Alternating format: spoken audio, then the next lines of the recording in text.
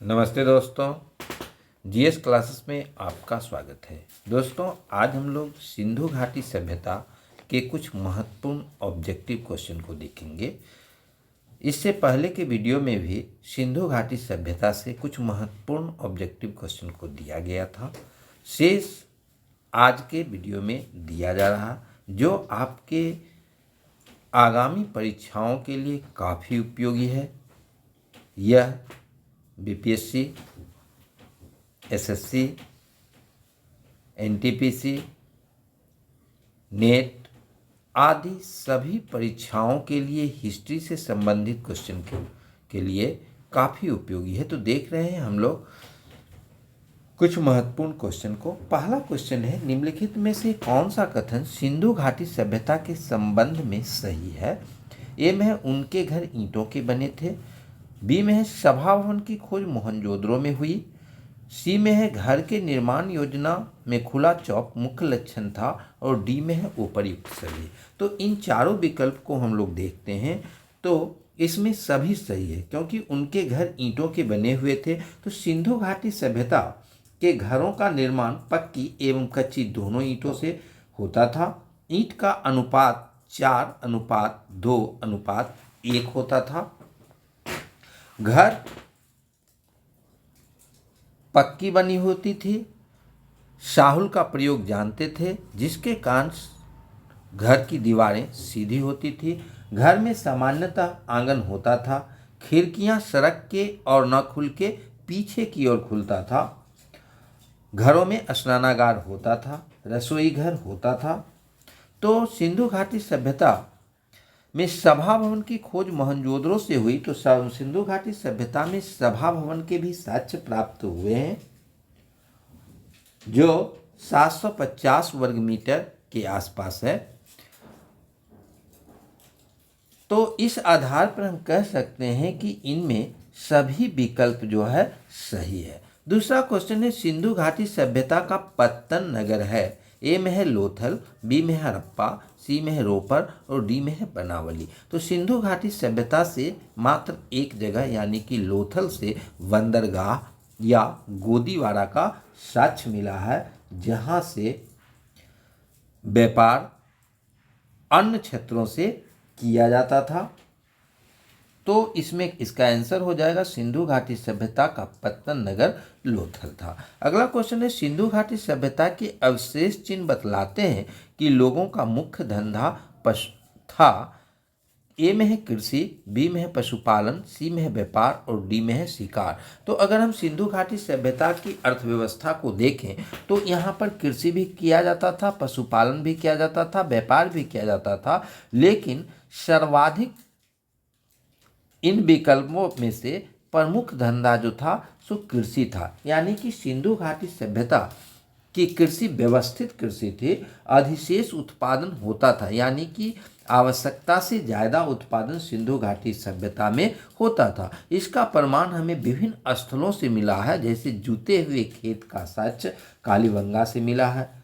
उसके बाद मिट्टी का खिलौना हल बनावली से मिला है, जो हरियाणा के हिसार जिला में है। उसके बाद विभिन्न प्रकार के फसलों का साक्ष्य मिला है, जिसमें जौ और गेहूं प्रमुख रूप से थे।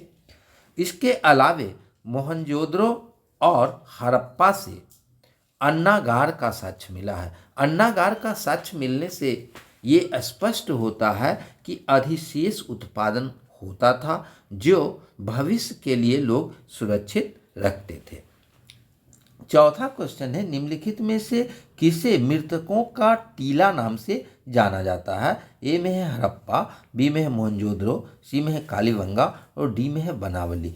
तो मृतकों का टीला मोहनजोदड़ो को कहा जाता था। अब अगला क्वेश्चन है, सिंधु घाटी सभ्यता और वैदिक सभ्यता में प्रमुख अंतर है। ए में है पहली नगरीय सभ्यता थी, जबकि दूसरी ग्रामीण। बी में पहली व्यापार को महत्व देती थी, जबकि दूसरी धर्म को। सी में है पहली अहिंसा में विश्वास करती थी, जबकि दूसरी हिंसा में। तो अगर सिंधु घाटी सभ्यता और वैदिक सभ्यता में प्रमुख अंतर को देखें तो उसकी मुख्य अंतर पहली नगरीय सभ्यता यानी कि सिंधु घाटी सभ्यता नगरीय सभ्यता थी, जबकि वैदिक कालीन सभ्यता जो थी वह ग्रामीण सभ्यता थी। इसके अलावे अगर अंतर को हम लोग देखें तो सिंधु घाटी सभ्यता में मातृ प्रधान थी, सिंधु घाटी सभ्यता मातृ प्रधान थी, जबकि वैदिक कालीन सभ्यता पितृ प्रधान थी। सिंधु घाटी सभ्यता में मूर्ति पूजा यानी कि पशुपति का साक्ष्य मिला है, जबकि उसमें प्रकृति की पूजा की जाती थी। तो ये सिंधु घाटी सभ्यता और वैदिक सभ्यता में मुख्य अंतर है। इससे संबंधित अगर दूसरा क्वेश्चन भी पूछता है तो आप उसको आसानी से हल कर सकते हैं। अब अगला क्वेश्चन है, सिंधु घाटी सभ्यता अनार्य सभ्यता थी क्योंकि ए में है यह एक शहरी सभ्यता थी, बी में है इसकी लिपि चित्रात्मक थी, सी में है इसकी अर्थव्यवस्था का आधार कृषि था और डी में इसका विस्तार नर्मदा नदी तक था।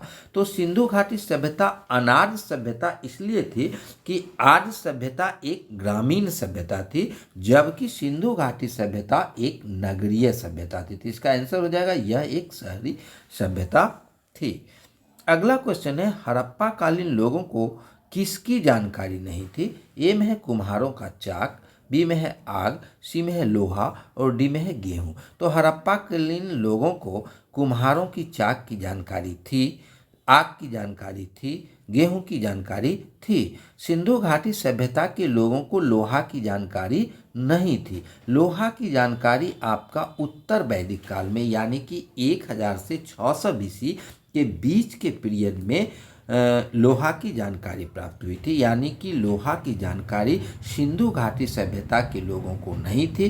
वैदिक काल में जाके लोहा की जानकारी प्राप्त हुई और लोहा को वैदिक काल में कृष्ण एस और श्याम एस के नाम से जाना जाता था और लोहा का बड़े पैमाने पर कृषि क्षेत्रों में प्रयोग जो है सो वैदिक काल और वैदिकोत्तर काल में जाके हुआ।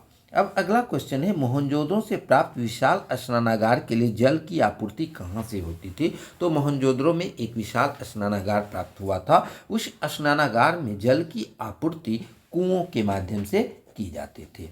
अब अगला क्वेश्चन है, सेंधव निवासियों का प्रिय पशु निम्न में से कौन था? तो सेंधव निवासियों का प्रमुख पशु कुंवर वाला सांड जो पूजनीय भी था, इसका वो लोग ज़्यादा महत्व देते थे। अब अगला क्वेश्चन है, वर्तमान भारतीय जीवन का वह क्षेत्र जो आज भी सिंधु घाटी सभ्यता से प्रेरणा ले रहा है। ए में है काष्ठकला, बी में है मूर्तिकला, सी में है धर्म और डी में है इनमें से कोई नहीं।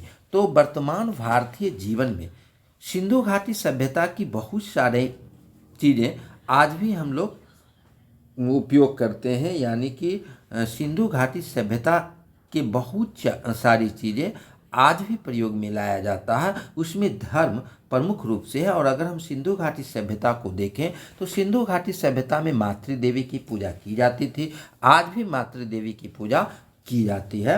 वृक्ष पूजा सिंधु घाटी सभ्यता में भी था और आज भी विभिन्न रूपों में वृक्षों की पूजा की जाती है। अग्नि पूजा का प्रचलन सिंधु घाटी सभ्यता में भी था और आज भी अग्नि पूजा का प्रचलन है। पशु पूजा यानी कि विभिन्न पशुओं को पूजने की परंपरा सिंधु घाटी सभ्यता में थी, आज भी हम लोग कुंवर वाले सांड की पूजा करते हैं। उसके अलावे लिंग पूजा यानी कि जो परंपराएं सिंधु घाटी सभ्यता में विद्यमान थी वह धार्मिक क्षेत्र में आज भी उसकी निरंतरता कायम है। अब हम लोग अगले क्वेश्चन को देखते हैं। अगला क्वेश्चन है, हड़प्पा के विशाल टीलों को सर्वप्रथम ध्यान आकृष्ट किया। ए में है चार्ल्स मेसन ने, बी में है अलेक्जेंडर कनिंघम ने, सी में है जॉन मार्शल ने और डी में है सर मार्टिनर व्हीलर ने।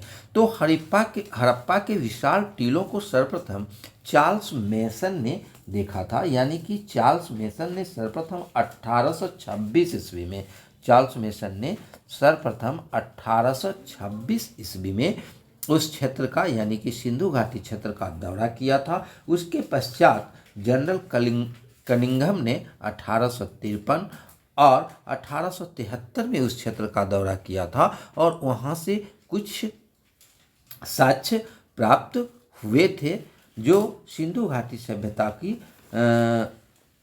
प्रमुख पुरातात्विक साक्ष्यों में एक है। अब अगला क्वेश्चन है, निम्नलिखित में से कौन पुरातत्वविद मोहनजोदड़ो के उत्खनन से संबंधित है? ए में है आर.डी. बनर्जी, बी में है आर.एस. राव, सी में है जॉन मार्शल और डी में है के.एन. दीक्षित। तो सिंधु घाटी सभ्यता में मोहनजोदड़ो की खोज राखल दास बनर्जी के द्वारा 1922 ईस्वी में की गई थी। तो इसका आंसर हो जाएगा मोहनजोदड़ो की खोज 1922 ईस्वी में राखल दास बनर्जी के द्वारा की गई थी। तो इसका आंसर हो जाएगा ए। अब अगला क्वेश्चन है, सिंधु सभ्यता मानव इतिहास के किस काल से संबंधित है?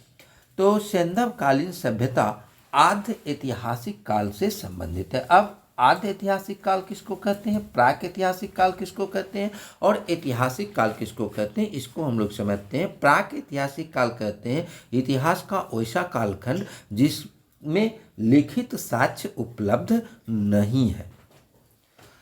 आद्य ऐतिहासिक काल उसको कहते हैं जिसमें लिखित और पुरातात्विक दोनों उपलब्ध है, लेकिन लिखित साक्ष्य पढ़ा नहीं जा सका है, जिसके कारण पुरातात्विक साक्ष्य और लिखित साक्ष्य एक दूसरे की पुष्टि नहीं करता है। और ऐतिहासिक काल में लिखा हुआ साक्ष्य प्राप्त है, यानी कि प्राक ऐतिहासिक काल में लिखा हुआ साक्ष्य प्राप्त नहीं है, सिर्फ पुरातात्विक साक्ष्य है। आद्य ऐतिहासिक में दोनों उपलब्ध है, यानी कि ऐतिहासिक भी है और पुरातात्विक भी है, लेकिन ऐतिहासिक अभी पढ़ा नहीं जा सका है और ऐतिहासिक काल में ऐतिहासिक साक्ष्य उपलब्ध है और पढ़ा गया है।